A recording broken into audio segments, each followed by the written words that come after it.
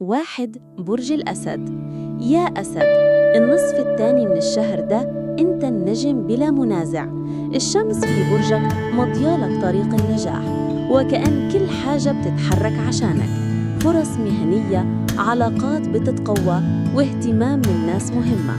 ولو بتفكر تبدأ مشروع أو فكرة جديدة، دلوقتي هو الوقت المثالي. نصيحة الأسد: خليك جريء وخذ خطوة، الكون بيشجعك. 2. برج الثور. يا ثور، استقرارك بقى مغناطيس للحظ. الفلوس ماشية في طريقك، وفيه فرص تتعلق بالاستثمار أو شغل جديد.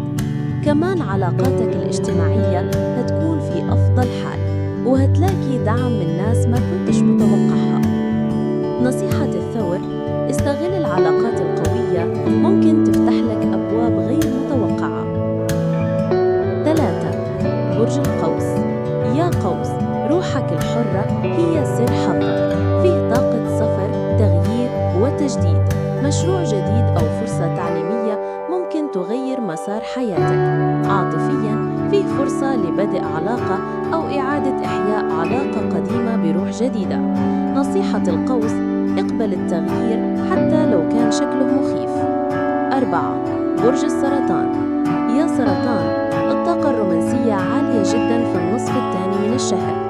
الزهرة والمشتري بيدعموك، وده معناه مشاعر حلوة ووفرة مالية ممكن تيجي بشكل غير متوقع. كمان علاقاتك الاجتماعية هتكون في أفضل حال، وهتحس بالأمان. نصيحة السرطان: افتح قلبك، الفرصة اللي جاية ليك مش هتتكرر كتير. 5. برج العذراء. يا عذراء، الحظ بيبدأ يشتغل معك بقوة مع دخول الشمس لبرجك في آخر الشهر. هتحس بطاقة تجديد وثقة أعلى في نفسك. فرصة كبيرة في الشغل أو اعتراف بإنجازك ممكن يغير مكانتك.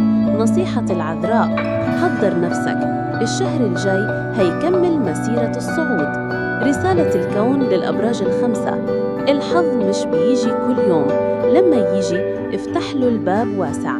شاركنا في الكومنتات، هل برجك من الأبراج الخمسة دي؟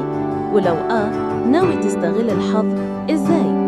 اشترك في قناة هيرسكوب وفعل الجرس علشان تعرف مين الأبراج اللي لسه الحظ في طريقها.